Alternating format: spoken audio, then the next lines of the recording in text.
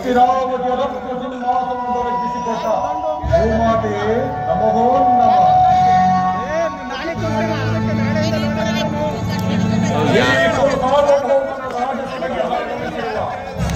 ಹಿರಿಯರು, ಗುರುಗಳು, ಸಮಾಸದರು ವಿಶೇಷವಾಗಿ ಈ ಕೊಳಸಭೆಯನ್ನು ವೀಕ್ಷಿಸಲು ಪ್ರತ್ಯಕ್ಷ ಸಾಕ್ಷಿಯಂತೆ ನೆರೆದಿರುವ ಈ ನನ್ನ ಪ್ರಜಾ ದೇವರುಗಳು ಕೂಡ ರಾಜವೈಭವದ ಸುಖಾಗಮನಗಳು.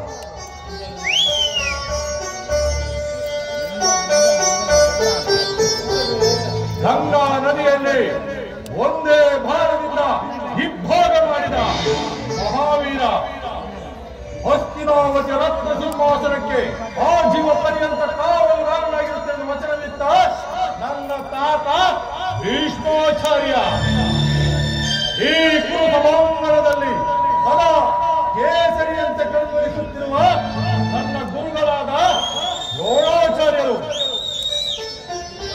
ಸಕಲ ವೇದಾಂತ ಸಾಗರ, ಮಮತೆಯ ಹಿತೋಕ್ತಿ ಮಂದಿರ, ನೀತಿಗಳಲ್ಲೇ ಖ್ಯಾತಿ ಪಡೆದ ನನ್ನ ಚಿಕ್ಕಪ್ಪನವಾದ ವಿದುರ ಮಹಾಶಯನಿಗೆ ನಮೋ ನಮಃ. ಎನ್ನ ಧಮನಿಗಳಲ್ಲಿ ಪುರುಷವನ್ನೇ ಹಂಚಿಕೊಂಡಿರುವ ನನ್ನ ಪ್ರಿಯ ಸಹೋದರ ದುಶ್ಯಾಸನ ಅಮೋಘ ಭಿಲ್ಲಾಡು, ಕೆಚ್ಚರೆಯ ಚಟ್ಟಾಡು, ಈ ಸುಯೋಧನ ಕಣ್ಮಣಿ ಸನ್ನಿಸುವ ಅಂಧಾಧಿಪತಿ ಕರ್ಣ, ಈ ಸುಯೋಧನ ಉರಿಯುವ ಕೋಪನಿಗೆ ಸಕಾಲದಲ್ಲಿ ಹಾಜ್ಯವನ್ನೆರೆದು ಸದಾಕಾಲ ಈ ಗುರು ಸಾರ್ವಭೌಮನಿಗೆ ಮಾರಿಸಿದ ಮಾರ್ಪನ ಅಂತಿರುವ ನನ್ನ ಮಾವ ಶಕುನಿ, ಕೆಚ್ಚಡೆಯ ವೀರ ದುರ್ಜಯ,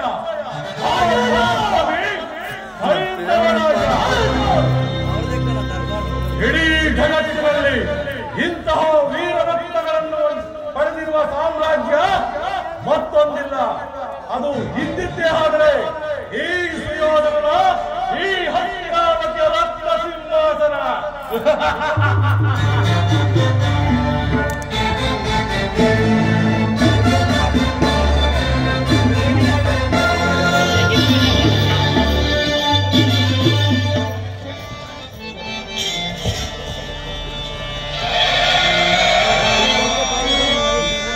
ಸಹೋದರ ದುಶ್ಯಾಸನ, ಈ ನನ್ನ ಪ್ರಜೆಗಳು ಸಹಾಯಕ್ಕಾಗಿ ದ್ವಾರಮಾರ್ಗದಲ್ಲಿ ಕರೆಯುವುದು ಉಚಿತವಲ್ಲ.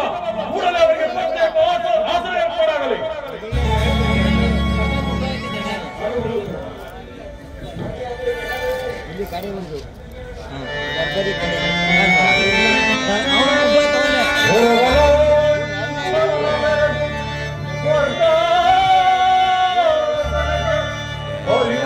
ಸೈಡ್ಗೆ ಹಾಕೋಣ, ಒಳ್ಳೆ ಸೀನಲ್ಲಿ ಬರ್ತಾರೆ.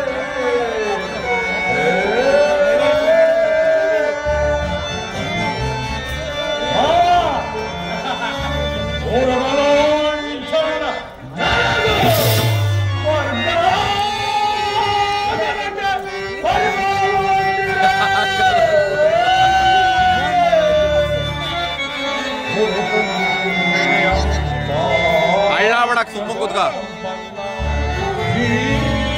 ಮಣಿಮುಕುಟ ವರ್ಧನೆಗೆ ದುರೋಧನ ನಿಪುಣ ನಿರ್ಧನೆ ದಾನಗೈದ ಕರ್ಣ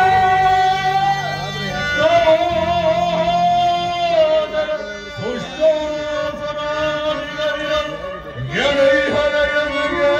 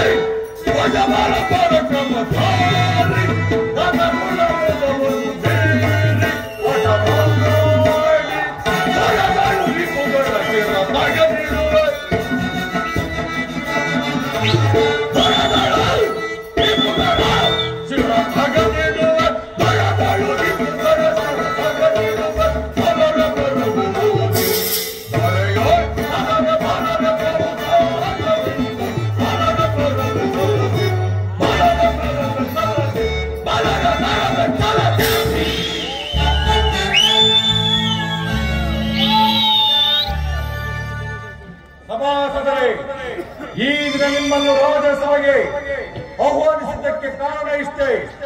ಪ್ರಕೃತಿಯ ವಿಸ್ತಾರ ನಕ್ಷೆಯಂತೆ ಗುಣವೈಭವ ಶತಪತ್ರಾರ್ಯ ಭೂಸ್ಥಳ ಸೃಷ್ಟಿಗಲಿಕ ಶ್ರೇಷ್ಠ ನಗರವೆಂದು ಈ ಐರಾವತಿಯು ದಶದಿಕ್ಕುಗಳಲ್ಲಿರುವಂತಹ ಮುಂಗಳಿಸುತ್ತಿದೆ. ಇಂತಹ ಪವಿತ್ರವಾದ ಭೂಮಿಯನ್ನ ಆ ಪಾಂಡವರಿಂದ ಗಳಿಸಿಕೊಂಡು ಎಷ್ಟೋ ವರ್ಷಗಳಾಯಿತು. ಈಗ ನಾಚಿಕೆ ಇಲ್ಲದೆ ಅರ್ಧರಾಜ್ಯವನ್ನು ಕೇಳಲು ಆ ಕಳ್ಳ ಕೃಷ್ಣನನ್ನೇ ರಾಯಭಾರಿಯನ್ನಾಗಿ ಕಳಿಸುತ್ತಿರುವರಂತೆ. ನೋಡಿದಿರಾ, ಕಾಡು ಮೇಡುಗಳಲ್ಲಿ ಗೆಡ್ಡೆ ಗೆಣಸುಗಳನ್ನು ಅಗೆದುಕೊಂಡು ತಿನ್ನುತ್ತಿದ್ದ ಅವರ ಅಟ್ಟಹಾಸ ಎಷ್ಟರ ಮಟ್ಟಿಗೆ ನೋಡಲು.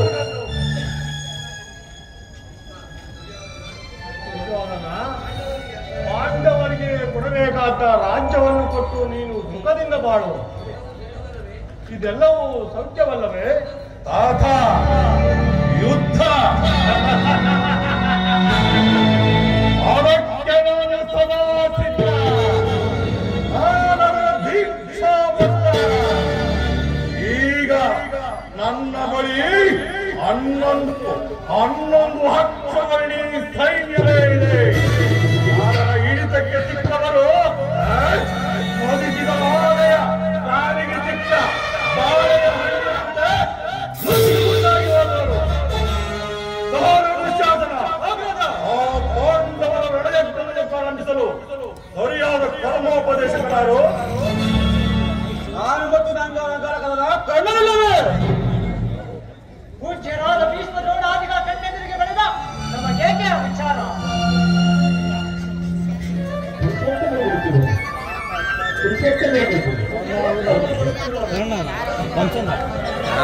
ಪುರುಷೋತ್ತಮ ಯಾರು ಪುರುಷೋತ್ತಮ? ಯಾರಿಗೆ ಪುರುಷೋತ್ತಮ? ರಾಜಾಧಿರಾಜನಾದ ಈ ಸಾರ್ವಭೌಮನಿರುವಾಗ ಆ ದನ ಕಾಯುವ ಗೊಲ್ಲನು ಪುರುಷೋತ್ತಮನ ಒಂದವರು ನನ್ನ ಅರಮನೆಗೆ ಬಾರದೆ ಇದನ್ನು ಮುರುಕು ಝಾಪಡಿಗೆ ಹೋದರು. ಎಲ್ಲಿದ್ದಾರೆ ಹೋಯಿತು ದನ ಕಾಯುವ ಗೊಲ್ಲ. ಸುಯೋಧನ, ಶ್ರೀಕೃಷ್ಣ ಪರಮಾತ್ಮರು ಪಾಂಡವರಿಗೆ ಬರಬೇಕಾದ ರಾಜ್ಯವನ್ನು ಕೇಳಲು ಬರುತ್ತಿರೋರಲ್ಲದೆ ನಿನ್ನಲ್ಲಿ ಯಾಜನೆಗಾಗಿ ಬರುತ್ತಿಲ್ಲ ತಿಳಿಯಿತೆ. ಯಾರದು?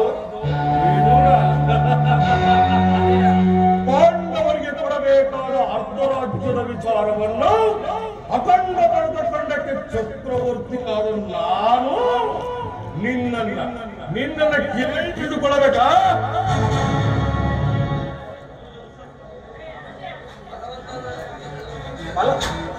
ದುರ್ಯೋಧನ, ಬಲವಂತನಾದ ನಿನಗೆ ನ್ಯಾಯ ಓದಿನವೋ ಅಥವಾ ನ್ಯಾಯಕ್ಕೆ ಸರ್ವರು ಓದಿನರೋ ನಿನ್ನ ಬುದ್ಧಿ ಭ್ರಮಣೆಯಾಗಿ ಈ ರೀತಿ ಮಾತನಾಡುತ್ತಿರುವೆ.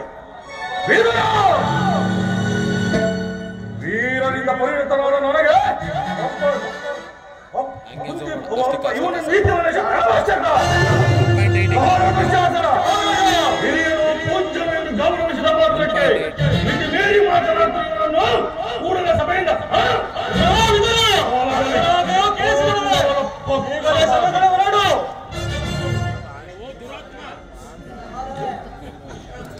ದುರ್ಯೋಧನ, ನನ್ನನ್ನು ಸಭೆಯಿಂದ ಆಚೆ ಕಳಿಸುವ ಸಾಮರ್ಥ್ಯ ಉಂಟಾಯಿತೆ.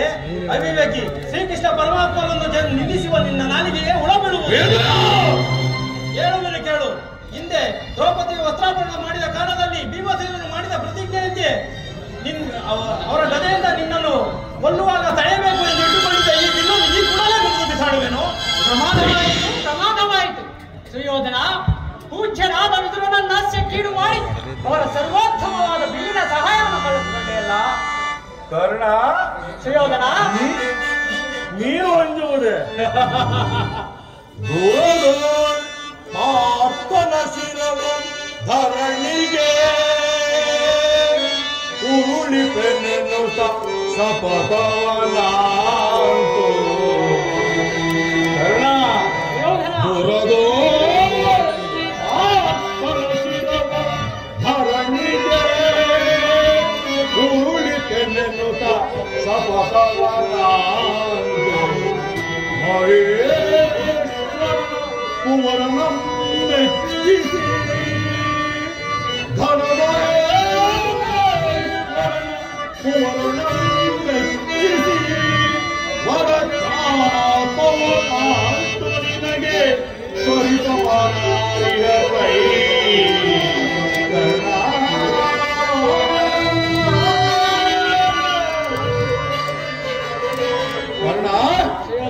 ಗಳಿಗೆಯಲ್ಲಿ ಅರ್ಜುನನನ್ನು ಅಂತ್ಯಗೊಳಿಸುವ ಪರಾಕ್ರಮಿಯಾದ ನೀನು ಇವನ ಒಂದು ದೊಡ್ಡ ಬೆದರಿಕೆಗೆ ಹಂಚುವುದೇ?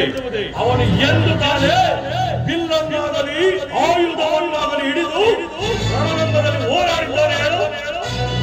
ಈಗ ನನ್ನ ಶಸ್ತ್ರಾಗಾರದಲ್ಲಿ ಸಹಸ್ರಾರು ಧನುಸುಗಳಿರುವವು. ಚಿಂತಿಸಬೇಡ, ಕುಳಿತುಕೋ ಕರ್ಣ, ಕುಳಿತುಕೋ. ಈಗ ಎಲ್ಲರೂ ಕೇಳಿ, ಆ ಕೃಷ್ಣನು ಈ ರಾಜಸಭೆಗೆ ಬಂದಾಗ ಯಾರಾದರೂ ಎದ್ದು ನಿಂತು ನಮಸ್ಕರಿಸಿದ್ದಾರೆ ಕೂಡಲೇ ಸಭೆಯನ್ನು ಬಿಟ್ಟು ಹೋಗಬೇಕು.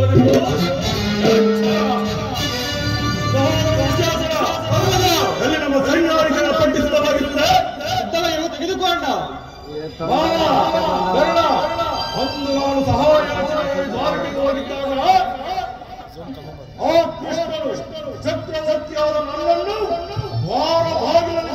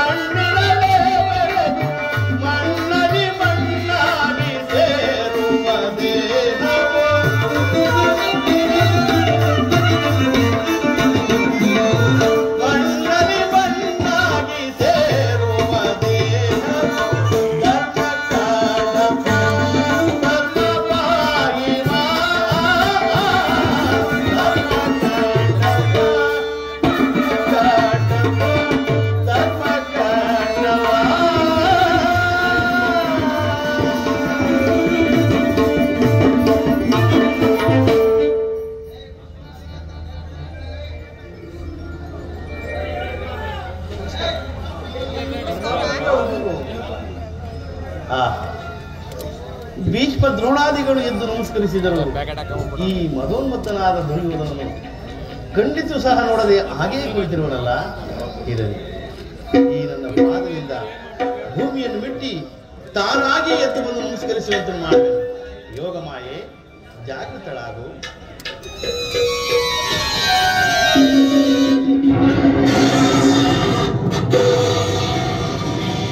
ದುರ್ಯೋಧನ, ಗೋಪಾಲಕನಾದ ನೀನು ಗೋಪಾಲಕನಾದ ನನಗೆ ನಮಸ್ಕರಿಸುವುದೇ? ನಾನು ನಿನ್ನ ಬಳಿ ಬರುತ್ತಿದ್ದೇನಲ್ಲ. ಕೃಷ್ಣ, ಅಟ್ಟಹಾಸದಿಂದ ಬೆಟ್ಟಿ ಬರುವ ದಿಟ್ಟ ಶತ್ರುಗಳ ಎದೆವೆಟ್ಟಿ ನಿಲ್ಲುವ ಪಟ್ಟುಗಾರ ಗಟ್ಟಿಗ ರಣಗುರುಳನಾದ ಈ ಕುರು ಚಕ್ರವರ್ತಿ ನಿನ್ನಂತಹ ಡಾಂಬಿಕರಿಗೆ ನಮಸ್ಕರಿಸುವಂತ ಅವಿವೇಕಿಯಲ್ಲ. ದೂತನಾಗಿ ಬಂದಿರುವ ನಿನ್ನಲ್ಲಿ ದೂತ ಲಕ್ಷಣಗಳಿವೆಯೋ ಇಲ್ಲವೋ ಎಂದು ದಡದಡನೆ ಬಂದು ನೋಡಿದ ಮಾತ್ರಕ್ಕೆ ಅವರಿಗೆ ಗೋಪಾಲಕನಾಗಿ ಗೋಗಳನ್ನು ಸಾರುತ್ತಾಯಿತು, ಚೋರನಾಗಿ ಗೋಪಿಕಾಸ್ತ್ರೀಯನ್ನು ಅಪಹರಿಸುತ್ತಾಯಿತು, ಬಗೆ ಬಗೆಯ ವೇಷಗಳನ್ನು ಅಂದು ಬೆಣ್ಣೆಯ ಹುಡುಗರನ್ನು ಕೊಂದು ತಿಂದದ್ದು ಆಯಿತು, ಮೋಸದಿಂದ ಅನೇಕರನ್ನು ಕೊಂದದ್ದು ಆಯಿತು. ಇಂತಹ ಗುಣಭರಿತನಾದ ನೀನು ಪಾಂಡವರ ಬಗ್ಗೆ ರಾಯಭಾರಿಯಾಗಿ ಬರಬಹುದೇ? ನೀನು ಬಂದೇ ಬರಲಿ ಎಂದು ಸಕಲ ಸಿದ್ಧತೆಗಳನ್ನು ಮಾಡಿಟ್ಟುಕೊಂಡಿದ್ದರೆ ನೆಟ್ಟಗೆ ನನಗೆ ಅರಮನೆಗೆ ಬಾರದೆ ಈ ವಿಧುವು ಮುರುಕು ಜೋರ್ಪಡಿಗೆ ಹೋದಂತೆ. ಏಕೆ? ನಮ್ಮ ಆಚಾರ್ಯರ ಆಶ್ರಮಗಳಲ್ಲಿಲ್ಲವೇ? ಎಲ್ಲಿ ದಾರಿ ಓದಿತು ಮೂಲ ಬುದ್ಧಿ. ಬಂದದ್ದಾಯ್ತಲ್ಲ, ಕುಳಿತುಕೋ ಕೃಷ್ಣ. ಕೃಷ್ಣ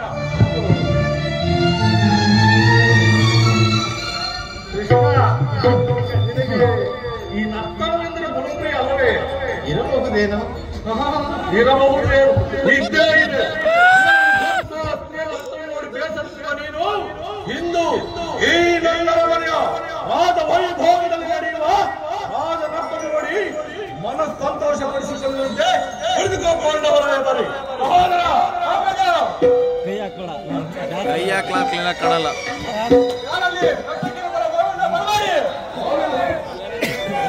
ಬೆಂಕಿಲ ತಗರ್ಸಲಿ.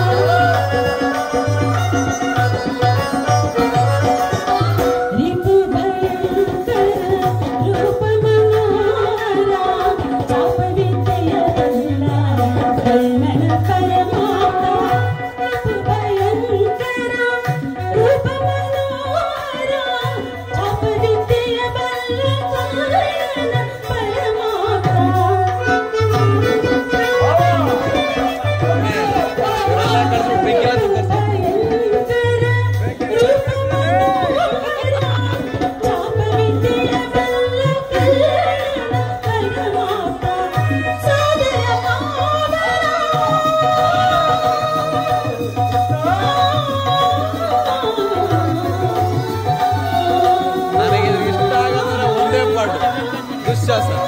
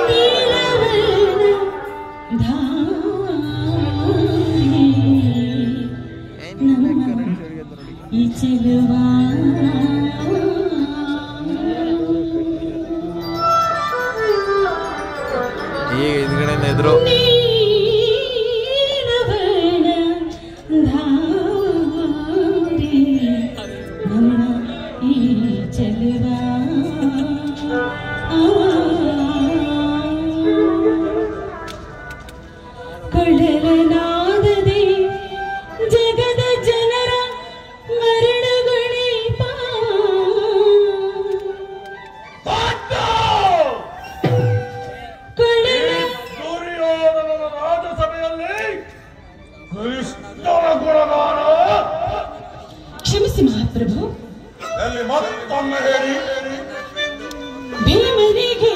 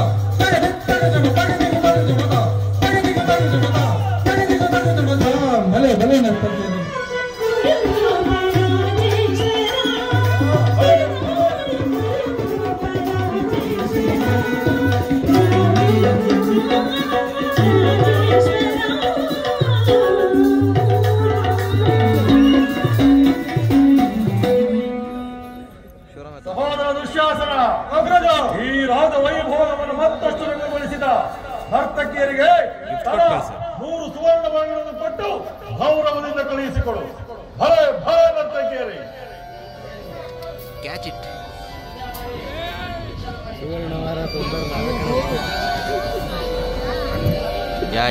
ಕೃಷ್ಣ, ನರ್ತನವನ್ನು ನೋಡಿದ್ದಾಯ್ತಲ್ಲ, ಈಗ ನೀನು ಒಂದು ವಿಚಾರವನ್ನು ತಿಳಿಸಬಹುದು. ಈ ಭೀಷ್ಮ ದ್ರೋಣಾದಿಗಳನ್ನು ನೋಡಿಕೊಂಡು ಅಲ್ಲದೆ ನೀನು ಸಮ್ಮತಿಸುವುದೇ ಆದರೆ ನಿನಗೊಂದು ವಿಚಾರವನ್ನು ತಿಳಿಸಬೇಕು. ರಾಜ್ಯದ ವಿಚಾರವೊಂದನ್ನು ಬಿಟ್ಟು ಬೇರೆ ಏನನ್ನಾದರೂ ಹೇಳು, ಸಂತೋಷದಿಂದ ಕೇಳುವ ಅಲ್ಲವೇ ಮಾವ? ರಾಜ್ಯದ ವಿಚಾರವಲ್ಲದಿದ್ದರೆ ನಾನಿಲ್ಲಿಗೆ ಬರುತ್ತಲೇ ಇರಲಿಲ್ಲ. ಮುರಾರಿಯು ಬಂದ ಮುಖ್ಯ ಉದ್ದೇಶವನ್ನು ಅನುಭವಬಹುದು. ಪರಮ ಪೂಜ್ಯರಾದ ಆಚಾರ್ಯ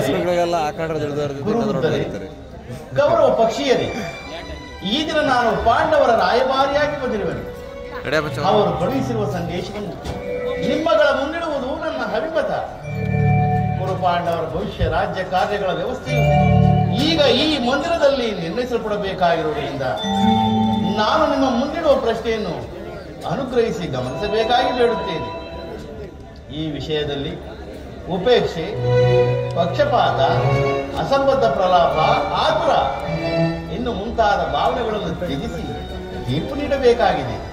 ಹೀಗೆ ಆಗದಿದ್ದಲ್ಲಿ ಮುಂದಾಗಬಹುದಾದ ಅನರ್ಥಗಳಿಗೆಲ್ಲ ನೀವೇ ಕಾರಣರಾಗುವಿರಿ. ಈಗ ನಾನು ನಿಮ್ಮ ಮುಂದಿಡುವ ಪ್ರಶ್ನೆಯು ಸಮಗ್ರ ಭಾರತದ ಕ್ಷತ್ರಿಯ ರಾಜರುಗಳ ಅಸ್ತಿತ್ವ ನಾಸ್ತಿತ್ವವನ್ನು ನಿರ್ಧರಿಸಬಹುದೆಂಬುದನ್ನು ತಿಳಿಯಿರಿ.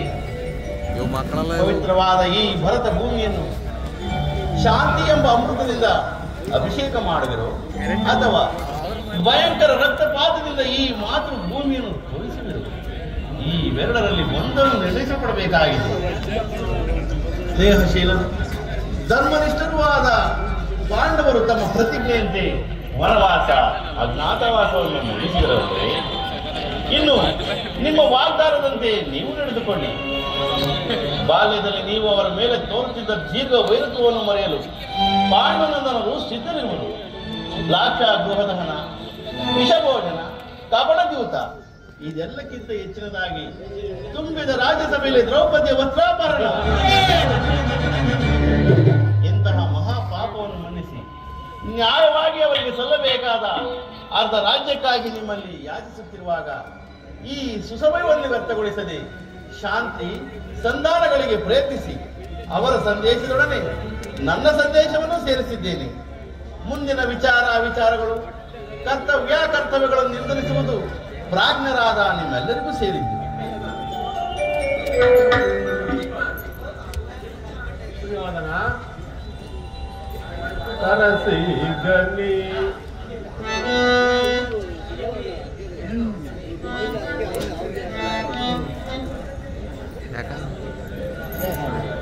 ಸುಯೋಧನ ಶ್ರೀಕೃಷ್ಣ ಪರಮಾತ್ಮನು ನಿರೂಪಿಸಿದಂತೆ ಪಾಂಡವರಿಗೆ ಕೊಡಬೇಕಾದ ರಾಜ್ಯವನ್ನು ವಿಭಜಿತ ಮಾಡಿ ಇದು ನನ್ನ ಅನುಮತ.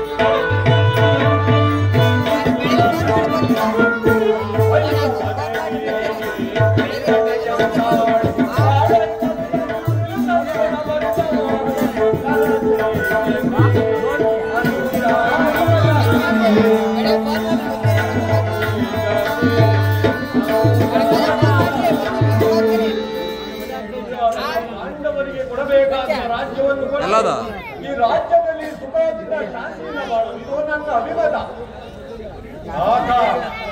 ಧೃತರಾಷ್ಟ್ರ ಮಹಾರಾಜನ ಮಕ್ಕಳ ಅಂಧತ್ವವನ್ನೇ ಅಂಗವೈಕಲ್ಯವೆಂದು ಪರಿಗಣಿಸಿ ಕುರುವಂಶಕ್ಕೆ ಹಿರಿಯ ಮಗನಾದರು.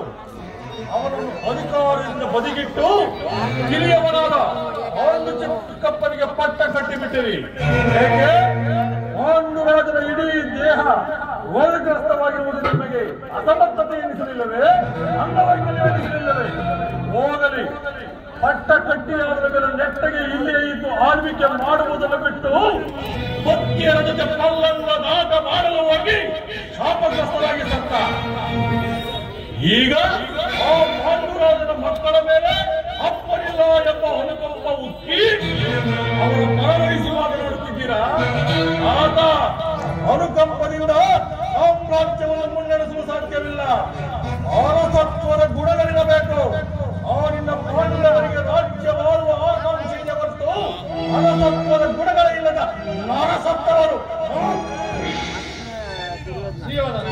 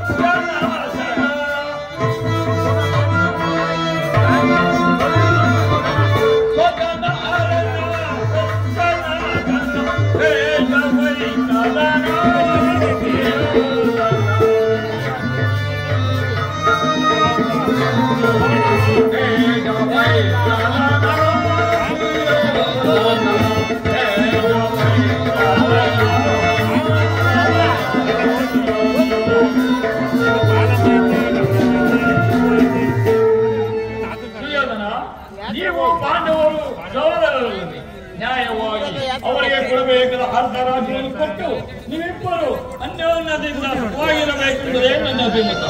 ಗುರುಗಳೇ, ಮಾತನಾಡಿ ನಿಮ್ಮ ಮಾತುಗಳನ್ನು ಗುರುಕುಲದಿಂದಲೂ ಗಮನಿಸುತ್ತಿದ್ದೇನೆ. ನಿಮ್ಮ ತಾರತಮ್ಯ ಬುದ್ಧಿಯಲ್ಲ.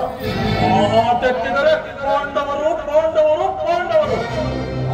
ಪಾಂಡವರೇನು ನನ್ನ ಪಾಂಡು ಚಿಕ್ಕಪ್ಪನ ನಿಯತ್ತಿನ ದುಡಿಮೆಯ ಮಕ್ಕಳೇ ಗುರುಗಳೇ. ಇಲ್ಲ ಗುರುಗಳೇ, ಇಲ್ಲ.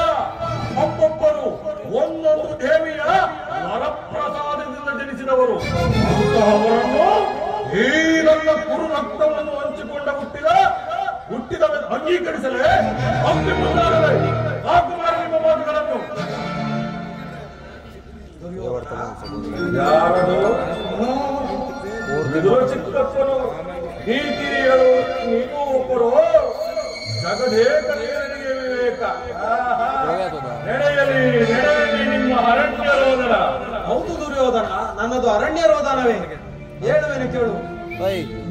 ಭೀಷ್ಮಾಚಾರ್ಯರು, ದ್ರೋಣಾಚಾರ್ಯರು ಮತ್ತು ಗುರುಗಳು ಪರಮಾತ್ಮರು ಹೇಳಿಕ್ಕಿಂತ ಹೆಚ್ಚು ಸುಖ ಸಂಪತ್ತುಗಳು ಶಾಶ್ವತವಲ್ಲ. ರಾಜ್ಯಭಾರವನ್ನೆಲ್ಲ ನೀನೇ ಅನುಭವಿಸು. ನಾನೇ ಕಳಿಸ್ತೀನಿ. ನಿನ್ನ ಇಚ್ಛೆ ಇದ್ದಷ್ಟು ಭೂಮಿಯನ್ನಾದರೂ ಆ ಪಾಂಡವರಿಗೆ ಕೊಟ್ಟು ಬಿಡು. ಅದರಿಂದಲೇ ಸುಖರಾಗುವನು. ಇದೇ ನನ್ನ ಅಭಿಮತ. ವಿದುರ ಚಿಕ್ಕಪ್ಪ, ಇದೇ ರೀತಿಯನ್ನು ಪಾಂಡವರಿಗೆ ಹೇಳಲು ಏಕೆ? ನಿನಗಾಗಲಿ ಕೃಷ್ಣನಿಗಾಗಲಿ ಆಚಾರ್ಯರಿಗಾಗಲಿ ನನ್ನೊಬ್ಬನಲ್ಲೇ ದೋಷಗಳು ಕಂಡುಕೊಳ್ತಿರುವುದಲ್ಲವೇ? ಆ ಪಾಂಡವರು ನಿರ್ದೋಷಿಗಳು. ಹೇಳು ಚಿಕ್ಕಪ್ಪ, ಇದು ರಾಜಾಳ್ವಿಕೆಯ ರಾಜಕಾರಣ. ಇಲ್ಲಿ ಉದಾರವಾಗಿ ಕೊಡುತ್ತೇವೆ, ಕೊಟ್ಟದ್ದನ್ನು ಪಡೆಯುತ್ತೇವೆ, ಕ್ಷತ್ರಿಯತ್ವದಿಂದ ಹೋರಾಡಿ ಪಡೆದುಕೊಳ್ಳುತ್ತೇವೆ. ಹೇಳು ಚಿಕ್ಕಪ್ಪ, ಇಲ್ಲಿಯವರೆಗೂ ನಾನು ನುಡಿಯುವುದೆಲ್ಲವೂ ಧರ್ಮಯೋಚಿತ, ಬರೆದಿರುವುದೆಲ್ಲವೂ ಕ್ಷತ್ರಿಯೋಚಿತ, ಮಾಡಿರುವುದೆಲ್ಲವೂ ಜನಯೋಚಿತ. ಆ ಪಾಂಡವರನ್ನು ವನವಾಸ ಕಟ್ಟಿದಂದಿನಿಂದ ಇಲ್ಲಿಯವರೆಗೂ ನನ್ನ ಪ್ರಜೆಗಳಿಂದ ಒಂದು ದೂರನ್ನಾಗಲಿ ಆಕ್ಷೇಪಣೆಯಲ್ಲಿ ಬಾರದಂತೆ ಆಳ್ವಿಕೆ ನಡೆಸಿದ್ದೇನೆ. ಈ ಅಂಚಿನಾವಧಿಯನ್ನು ಪ್ರಜಾ ಕಲ್ಯಾಣ ರಾಜ್ಯವಾಗಿ ಕಟ್ಟಿದ್ದೇನೆ. ಹೀಗಿರುವಾಗ ಪರದೇಶ ದೂತನೊಬ್ಬ ಬಂದು ದೇಹಿ ಎಂದಾಕ್ಷಣ ಕೃಷ್ಣಾರ್ಪಣ ವಸ್ತು ಎಂದು ನಾನೇ ಹೇಳಿದರೆ ನಿಮ್ಮ ಮಾತುಗಳನ್ನು ಕುಂತಿ ಪುತ್ರ ಪಕ್ಷಪಾತಿಯಾದ ನೀವು ಸ್ವಭಾವಕ್ಕೆ ತಕ್ಕನಾಗಿ ಮಾತಾಡಿದಿರಿ.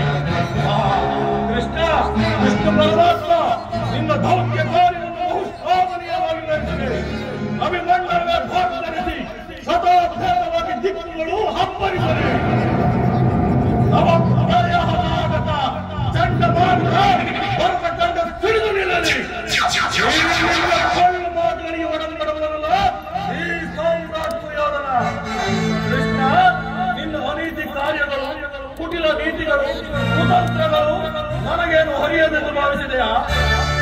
ಕುರು ಪಾಂಡವರ ಮಧ್ಯೆ ದಾಯಾಭಿಮಾನಕ್ಕೆ ಬೆಂಕಿ ಹಚ್ಚಿದವನು ನೀನೇ, ಅದಕ್ಕೆ ನೇರ ಕಾರಣ ನೀನೇ.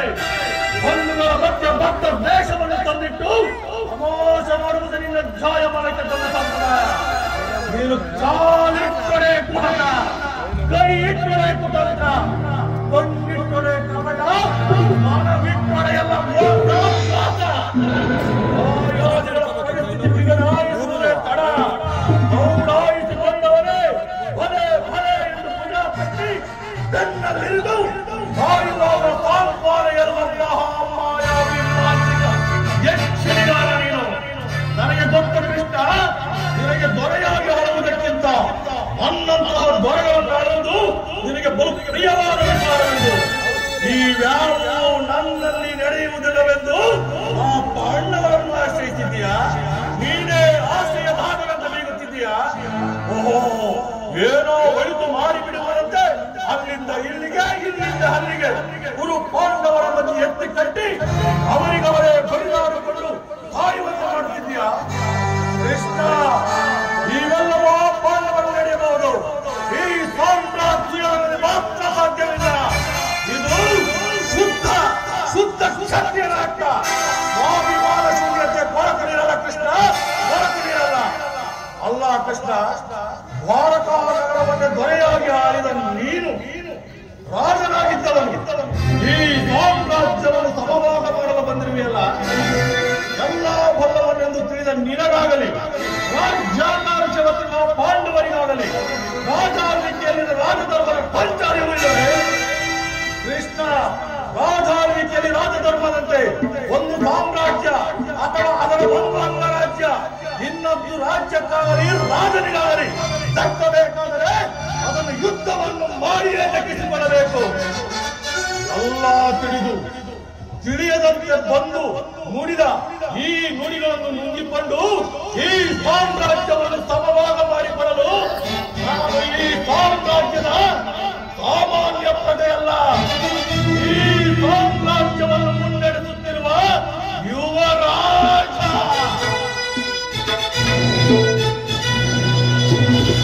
ಅಖಂಡ ಭರತಖಂಡವನ್ನೇ ಏಕಚಕ್ರಾಧಿಪತ್ಯಕ್ಕೊಳಪಡಿಸಿ ಏಕೈಕ ಚಕ್ರೇಶ್ವರನಾಗಿ ಆಳಬೇಕೆಂದು ಹಂಬಲಿಸಿರುವ ರಾಜ, ರಾಜಾಧಿರಾಜ. ಆ ಪಾಂಡವರು ನನ್ನಂತಹ ಆಗಿದ್ದಲ್ಲಿ ರಾಜ್ಯವನ್ನು ಪಡೆಯುವ ಇಚ್ಛೆ ಹೊಂದಿದ್ದೇ ಆದಲ್ಲಿ ಅವರು ರಾಜಧರ್ಮದಂತೆ ನನ್ನೊಡನೆ ಯುದ್ಧ ಮಾಡಿ ಗೆದ್ದುಕೊಳ್ಳಲಿ.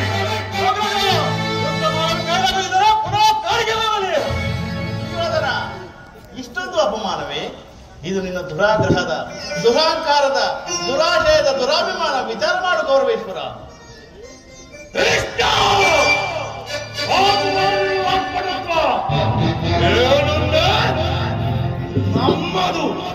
ನಮ್ಮದು ದುರಾಗ್ರಹದ, ದುರಾಂಕಾರದ, ದುಸ್ಸಹವಾಸದ, ದುರಾಶಯದ, ದುರಾಭಿಮಾನವೇ?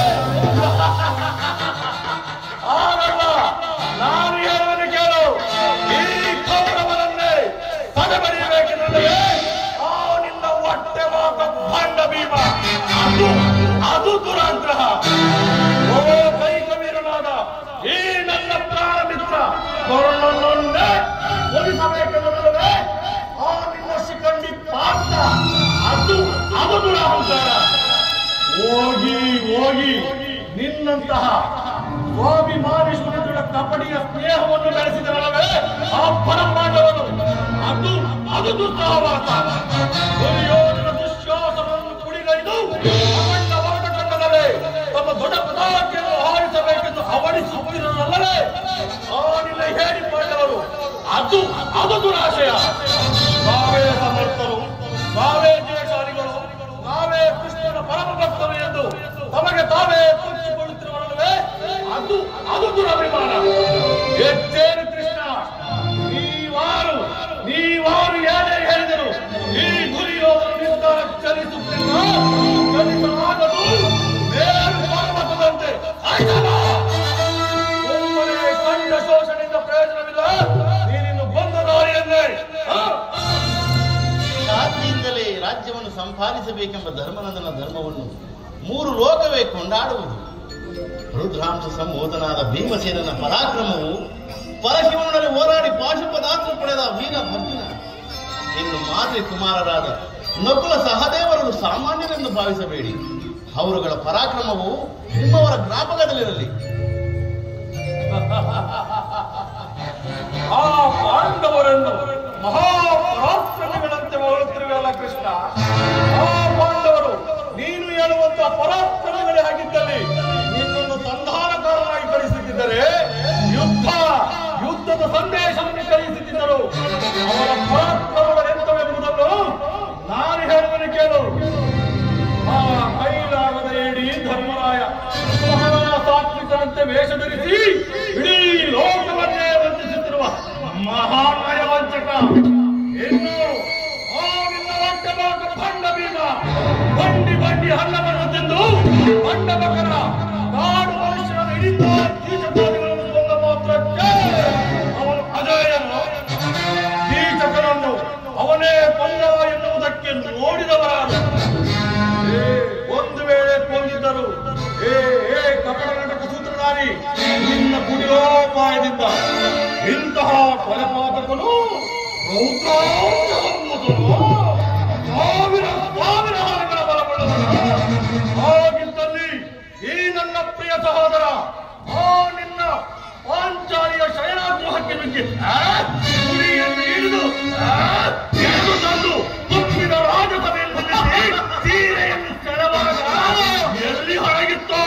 ಅವನ ಸಾವಿರ ಸಾವಿರ ಆನೆಗಳ ಬಲ.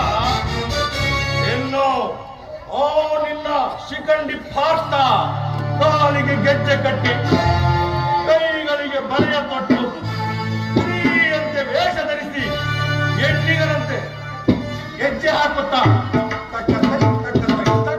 ಎಂದು ನಂತರ ಧರಿಸುವ ನಪುಂಸಕ ಅವರ ಪರಾಕ್ರಮ ನಿನಗೆ ಚೆನ್ನಾಗಿಯೇ ಗೊತ್ತು.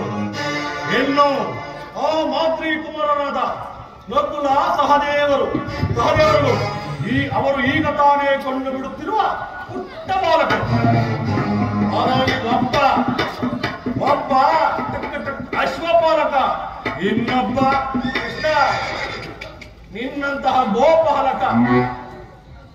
ಪಾಂಡವರನ್ನು ಹೊರಬರುವುದು ಗೋಪಾಲಕನಾದ ನಿನಗತಿಶಯ ಹೊರತು ಭೂಪಾಲಕನಾದ ನನಗಲ್ಲ.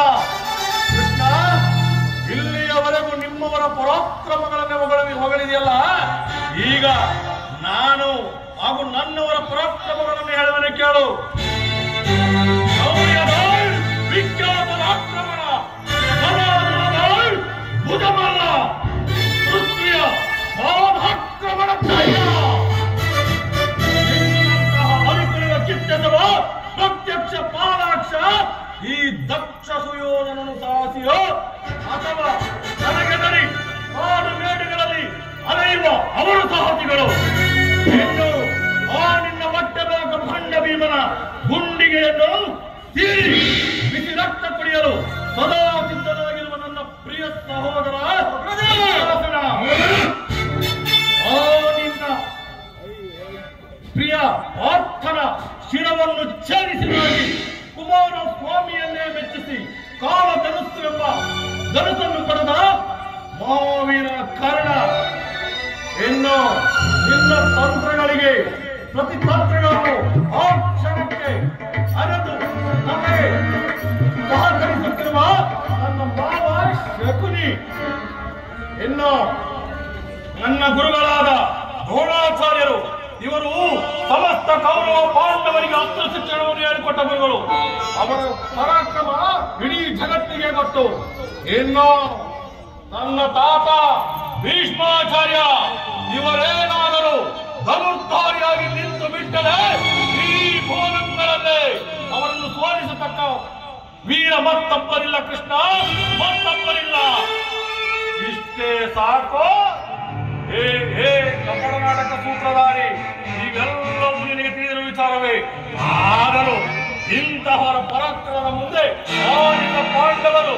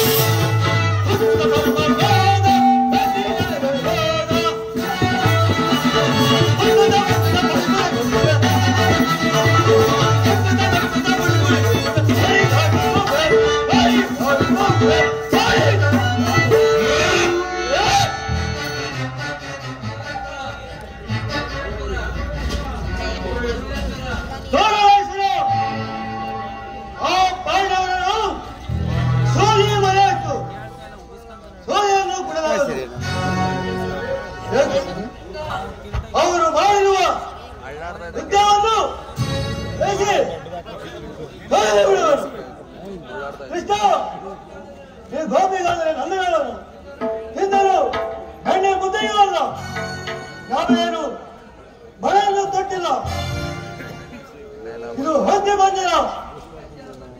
ಯೋಚನೆ ತಪ್ಪಿದರೆ ನೀನು ಇಲ್ಲ, ಇಲ್ಲ ಪ್ರೇಮವೂ ಇಲ್ಲ. ನೀನು ಬಂದ ದಾರಿಯನ್ನು ಹಿಡಿದು ಬರದು.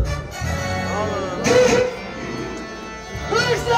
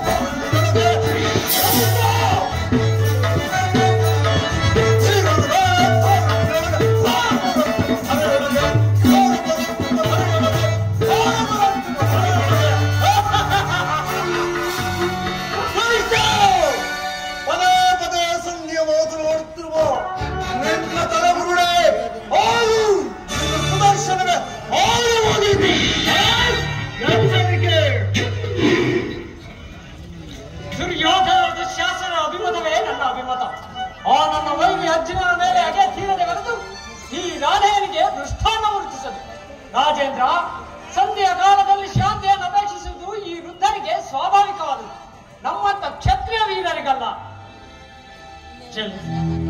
ಕರ್ಣ, ನೀನು ಅವರಂತೆ ಮಾತನಾಡುವೆಯ? ಅರ್ಜುನನ ಮೇಲಿನ ವೈಯಕ್ತಿಕ ಬುದ್ಧಿಯಿಂದ ಇಡೀ ಕ್ಷತ್ರಿಯ ಕುಲವನ್ನು ನಾಶ ಮಾಡಲು ಇಚ್ಛಿಸುವೆಯಾ? ಇದು ನಿನಗೆ ಧರ್ಮದ ಕರ್ಣ? ಕೃಷ್ಣ ಚಲಿಸೋದೋ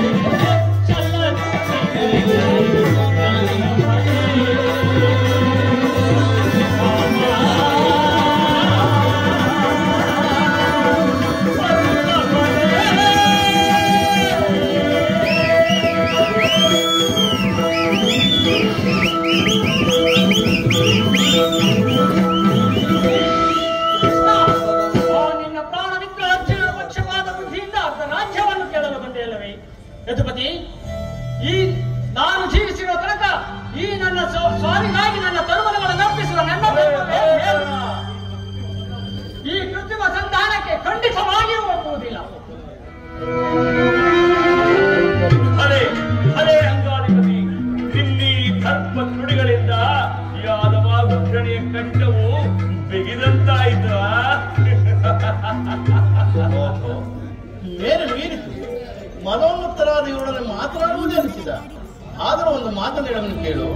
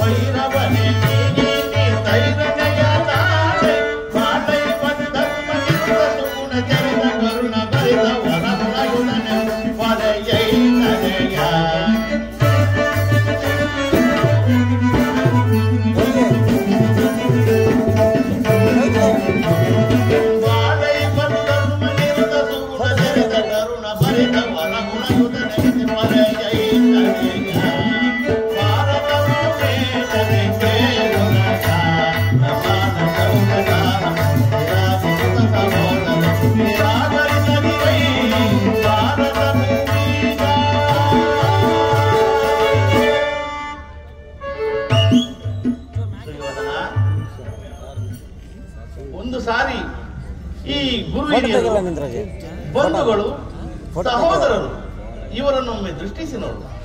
ನಿನ್ನೊಬ್ಬನ ಸಲುವಾಗಿ ಇಡೀ ಗುರುಕುಲವನ್ನೇಕೆ ಧ್ವಂಸಗೊಳಿಸಿವೆ? ಪಾಂಡವರು ನಿನ್ನ ತಂದೆಯ ಪ್ರಭುತ್ವವನ್ನು ಅಂಗೀಕರಿಸುವರು, ನಿನ್ನನ್ನು ಯುವರಾಜನೆಂದು ಸನ್ಮಾನಿಸುವರು. ನಿಮ್ಮೆಲ್ಲರ ಸ್ನೇಹ, ಮಮತೆ, ಶಾಂತಿಯ ಹೊರತು ಅವರಿಗೆ ಮತ್ತೇನು ಬೇಡ. ಯೋಚಿಸು, ಇದು ಅತ್ಯಂತ ಮಹತ್ವದ ವಿಷಯ. ಆದ್ದರಿಂದ ಈ ಸಂಧಿಯನ್ನು ನಿರಾಕರಿಸಬೇಡ. ಅಲ್ಪ ಪ್ರಯತ್ನದಿಂದ ಮಹಾ ಫಲವನ್ನೇ ಹೊಂದುವೆ. ಶತ್ರುಗಳು ತಲೆಬಾಗಿ ನಿನ್ನಲ್ಲಿ ಕ್ಷಮಾ ಭಿಕ್ಷೆಯನ್ನು ಬೇಡುವರು. ವೈರಿಗಳು ಪುಳಕಿತರಾಗಿ ನಿನ್ನನ್ನು ಆರಂಭಿಸುವರು. ಆಗ ಈ ಸಾಮ್ರಾಜ್ಯ ಶಾಸನವು ನಿರಾಯಾಸವಾಗಿ ನಿನ್ನ ಕೈ ಸೇರುವುದು.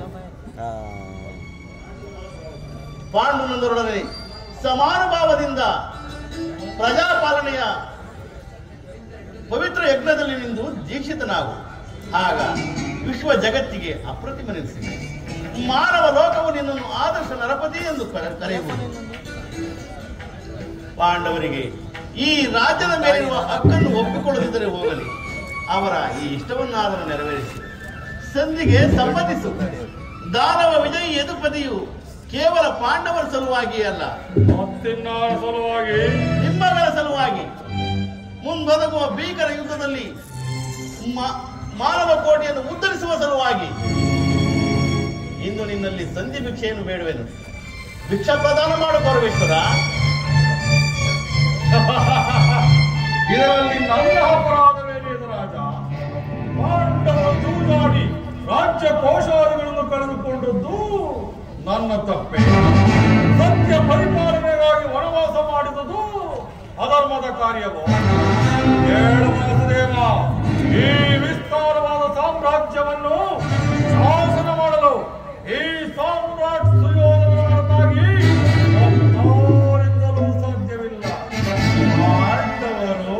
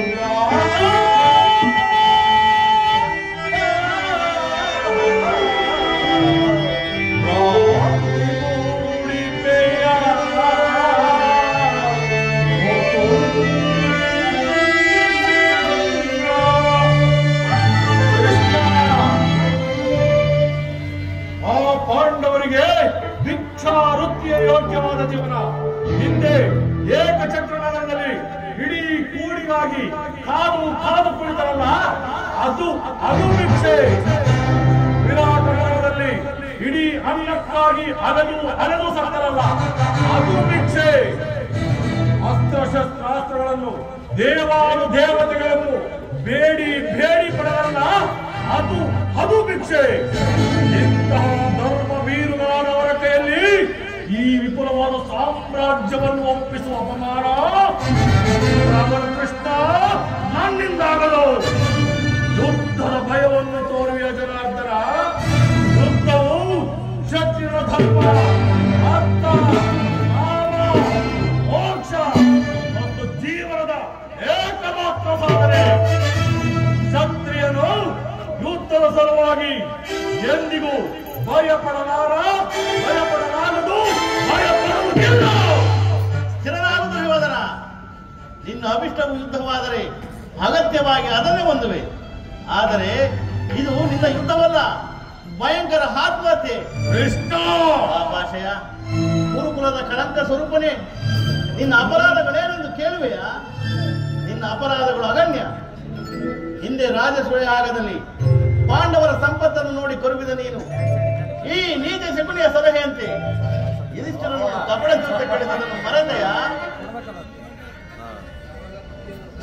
ಸಹೋದರನ ಪತ್ನಿಯನ್ನು ರಾಜಸಭೆಗೆ ಸೆಳೆದು ತಂದು ನೀನು ಮಾಡಿದ ಅವಾಚ್ಯ ಅಪರಾಧವು ಅನಂತ ಕಾಲವು ನಿನ್ನ ನೀಚ ಸ್ಮೃತಿಯನ್ನು ಹಿಂಬಾಲಿಸುವುದೆಂದು ಮರೆಯಬೇಡ.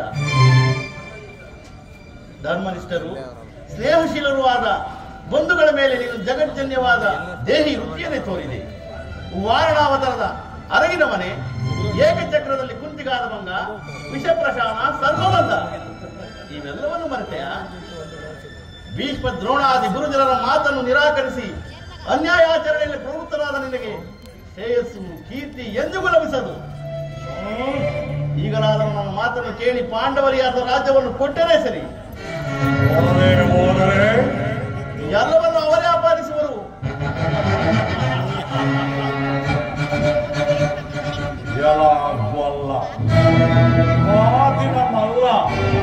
ಜಾಗತಿಕ ಜಾಡ ಎಲ್ಲವನ್ನು ಅವರೇ ಅಪಾರಿಸಿಬಿಡುವುದಕ್ಕೆ ಏನು ಗೋಪಿ ಕಾಂಗರಿನ ಮನೆಯ ಬೆಣ್ಣೆಯ ಮುದ್ದೆಯನ್ನು ಕೊಡಿರೋ ಗೋಪಾಲಕ.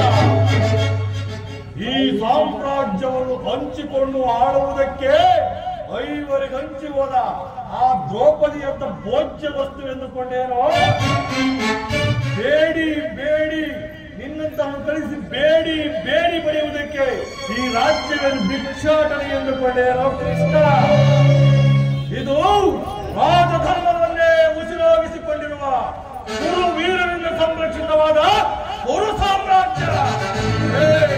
ಕೃಷ್ಣ, ನೀನು ಕುತಂತ್ರದ ಕೃಷ್ಣನಾದರೆ ಇವನು ದುರ್ಯೋಧನ.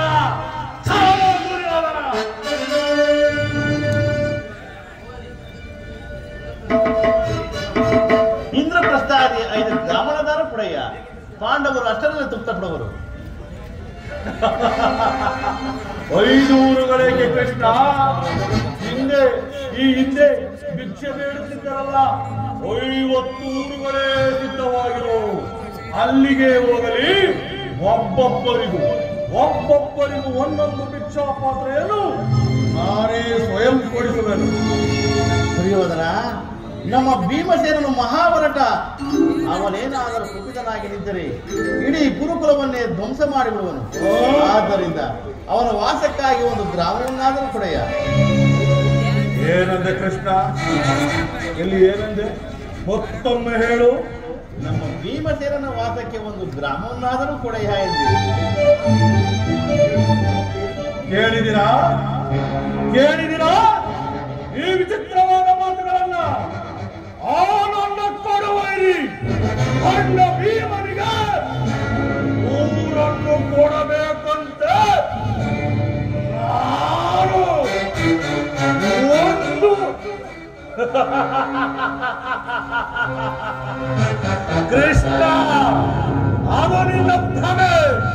ಕೆಟ್ಟರೂ ಸರಿಯೇ, ಕಟ್ಟ ಕಡೆಗೆ ಕಾಡಿ ಗಟ್ಟಲೇಬೇಕೆಂದು ಪಟ್ಟು ಹಿಡಿದ ಈ ಕೆಟ್ಟನೆಯ ಕಟ್ಟಾರು ಕಣ್ಣುಗಲಿ ವೀರ ಕೌರವ ಉಪ್ಪರಿಗೆಯ ಮೇಲೆ ನಿಂತು ಬೆದಕಿ ಕೂಡಲ ಮಗ ಕೂಡಲೆಂದು ಜರಿದರಲ್ಲ ನಿನ್ನ ಪಾಂಡವ ಪ್ರತಿ ಕಾಲ್ಚಾಳಿ ಒಂದೇ ದೊಡ್ಡ ಕೃಷ್ಣ ಈ ಚಾರಣ ಭೂತ ಪ್ರೇತ ಪಿಶಾಚಿಗಳಾದ ಆ ಸ್ವಯಂಭೂತನಾಥೇಶ್ವರನೇ ಭೂಮಿಗಿಳಿದು ಕಾಲು ಕೆಳಗು ಕಾನಕ್ಕೆ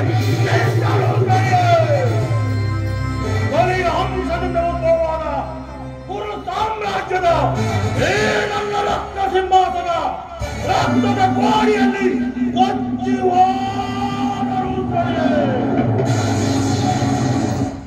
ಅಷ್ಟೈಶ್ವರ್ಯ ಸಂಪನ್ನ ಅಭಿಧಾನ ಬಿರುದಾಂಕಿತ ಈ ಪ್ರಚಂಡ ಗೌರವೇಶ್ವರನ 99 ಮಂದಿ ಸಹೋದರರೊಳಗೂಡಿ ಮಸಣದ ಮಣ್ಣಲ್ಲಿ ಮಣ್ಣಿಡಿದು ಮಣ್ಣಾಗಿ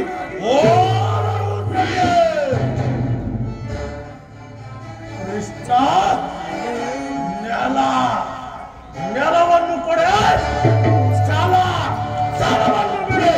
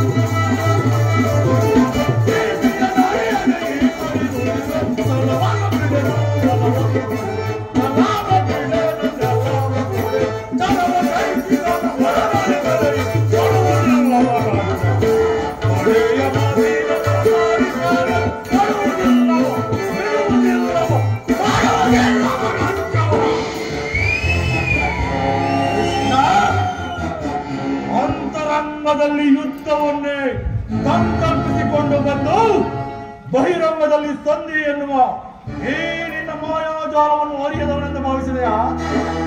ಈ ಹಿಂದೆ ಬಲಿ ಚಕ್ರವರ್ತಿಯ ಬಳಿಯುವಾಗಿ 3 ಅಡಿ ಭೂಮಿಯನ್ನು ದಾಳವಾಗಿ ಪಡೆದು 1 ಅಡಿಯಿಂದ ಆಕಾಶವನ್ನು ಮತ್ತೊಂದು ಅಡಿಯಿಂದ ಪಾತಾಳವನ್ನು ಮಗದೊಂದು ಅಡಿಯನ್ನ ಆ ಬಲಿ ಚಕ್ರವರ್ತಿಯ ತಲೆಯ ಮೇಲಿಟ್ಟು ಮಹಾನುಭಾವನಲ್ಲವೇ ನೀನು? ಅದು ಲೋಕ ಕಲ್ಯಾಣಾರ್ಥವಾಗಿ ಕಲ್ಯಾಣವಾ ಕುತಂತ್ರವು 1 ಅಡಿ ಭೂಮಿಯನ್ನು ಕೊಟ್ಟ ಆ ಬಲಿ ಚಕ್ರವರ್ತಿಯ ಪಾಡೇ ಆಗಾಯಿತಂದ ಮೇಲೆ ನಾನೇನಾದರೂ 1 ಊರನ್ನು ಕೊಟ್ಟರೆ ಎಂತಹ ಅನರ್ಥವಾಗುವುದೆಂಬುದನ್ನು ನಾನು ಚೆನ್ನಾಗಿ ಬಲ್ಲೆ ಕೃಷ್ಣ, ಚೆನ್ನಾಗಿ ಬಲ್ಲೆ ಕೃಷ್ಣ. ಸಂಪತ್ತಿನ ಸಿಂಹಾಸನದಲ್ಲಿ ಕುಳಿತರು ಅದೇ ಮಾತು, ವಿಪತ್ತಿನ ವಿಹಲ್ಲಗಳು ಒದ್ದಾಡುತ್ತಿದ್ದರು ಅದೇ ಮಾತು. ಆ ಪಾಂಡವರಿಗೆ 1 ಊರಲ್ಲ, 1 ಊರಿನ 1 ವಾಣಿಯ 1 ಗೋಪಾಲದಲ್ಲಿ ಸೂಜಿ ಮುರಿಯುವಷ್ಟು ಭೂಮಿಯನ್ನು ಕೊಡುವುದಿಲ್ಲ. ಇದನ್ನ ಕೊನೆಯ ಸಂದೇಶ.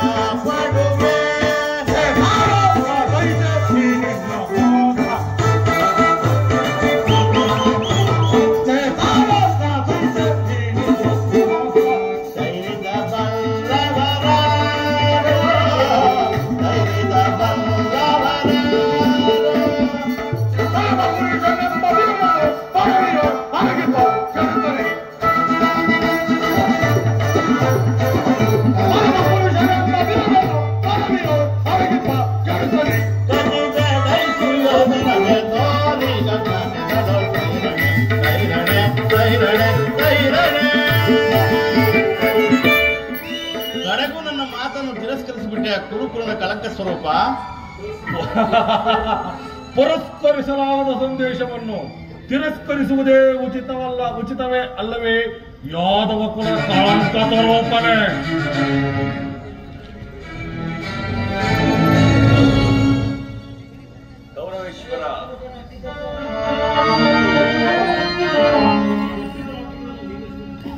ಗೌರವೇಶ್ವರ, ಮಾವ ಕೃಷ್ಣನ ದರ್ಪಿತ ವಾಕ್ಯಗಳನ್ನು ಅದು ಇನ್ನೆಷ್ಟು ಹೊತ್ತು ಸಹಿಸಿವೆಯೋ?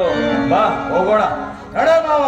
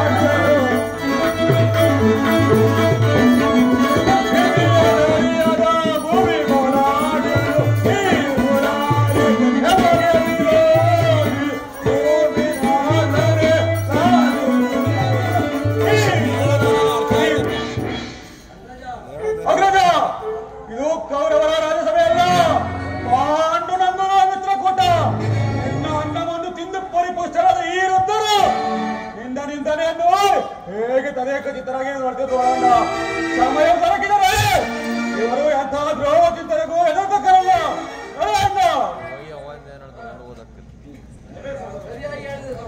ಸರಿಯಾಗಿ ಸಂಗರ ನಡೆ.